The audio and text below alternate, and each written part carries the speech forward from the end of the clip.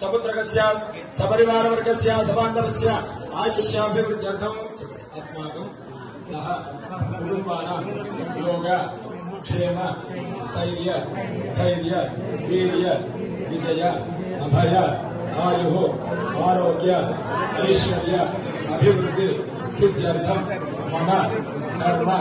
अर्थ काम्य मोक्ष चतुर्विध फल पुरुषार्थ सिद्ध्यर्थं मम सहकुटुम्बस्य आयुः आरोग्य ऐश्वर्य अभिवृद्धि सिद्ध्यर्थं मम महाकाली महालक्ष्मी समेत विद्या सरस्वती देवता संपूर्ण अनुग्रह प्रसाद